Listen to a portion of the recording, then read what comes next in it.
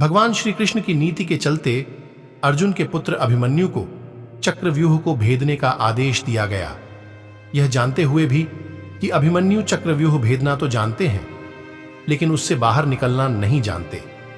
दरअसल अभिमन्यु जब सुभद्रा के गर्भ में थे तभी चक्रव्यूह को भेदना सीख गए थे, लेकिन बाद में उन्होंने चक्रव्यूह से बाहर निकलने की शिक्षा कभी नहीं ली। अभिमन्यु श्री कृष्ण के भांजे थे।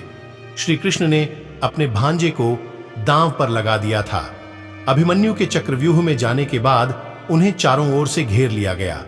घेर कर उनकी जयद्रथ सहित 7 योद्धाओं द्वारा निर्मम तरीके से हत्या कर दी गई, जो कि युद्ध के नियमों के विरुद्ध था। कहते हैं कि श्री कृष्ण यही चाहते थे, जब नियम एक बार एक पक्ष तोड़ देता है तो दूसरे पक्ष को भी इसे तोड़ने का मौका मिलता है। युद्ध को लड़ने के लिए पक्ष या विपक्ष अपने हिसाब से व्यूह रचना करता था।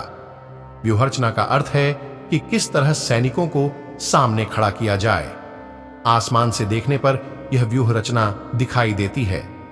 जैसे क्रॉंच व्यूह है तो आसमान से देखने पर क्रॉंच पक्षी की तरह सैनिक खड़े हुए दिखाई देंगे। इसी तरह चक्रव्यूह को आसमान से देखने पर एक घूमते हुए चक्र के समान सैन्य रचना दिखाई देती है।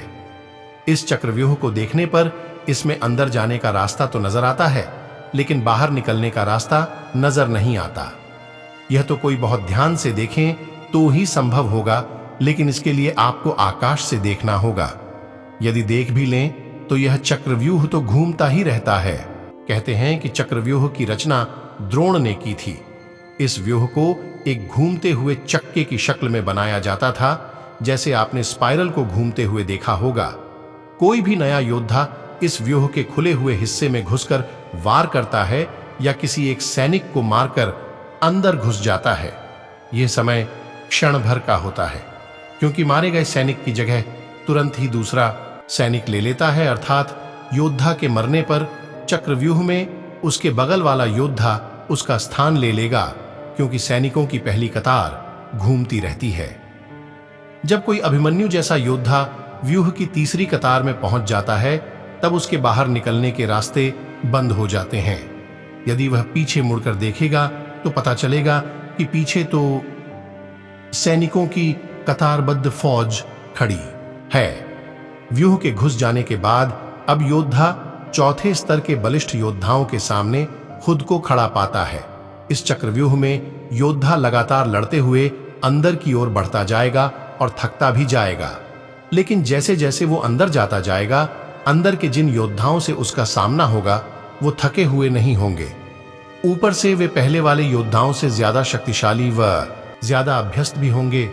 शारीरिक और मानसिक रूप से थके हुए योद्धा के लिए एक बार अंदर फंस जाने पर जीतना या बाहर निकलना कठिन हो जाता है। अभिमन्यु के साथ यही हुआ होगा। कैसे फंसे अभिमन्यु चक्रव्यूह में? कोई भी योद्धा व्यूह की दीवार तोड़कर अंदर जाने के लिए सामने वाले योद्धा को मारकर अंदर जाने का प्रयास करेगा, लेकिन वह तभी अंदर जा पाएगा जबकि मारे गए योद्धा की जगह कोई दूसरा योद्धा न आ पाया हो।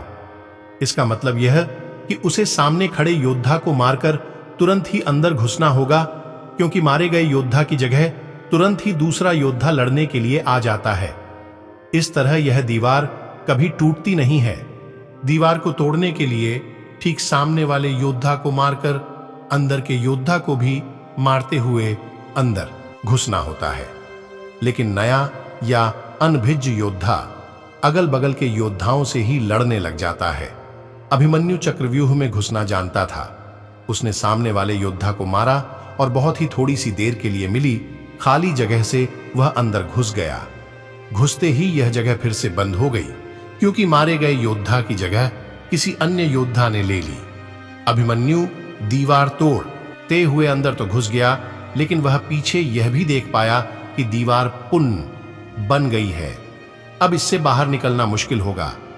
वह दीवार पहले की अपेक्षा और मजबूत होती है।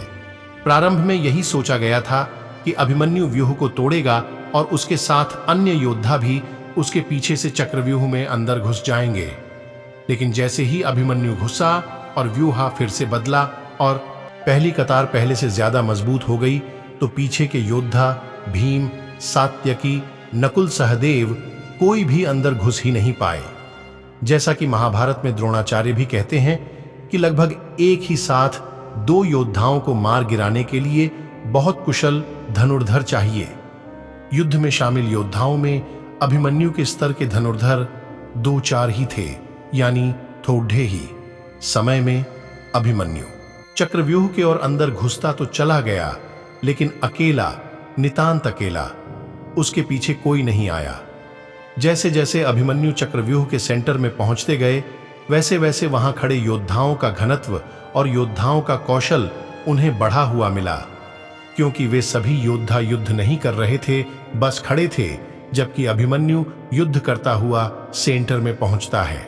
वे जहां युद्ध और व्यूहरचना तोड़ने के कारण मानसिक और शारीरिक रूप से थके हुए थे, वहीं कौरव पक्ष के योद्धा तरोताजा थे।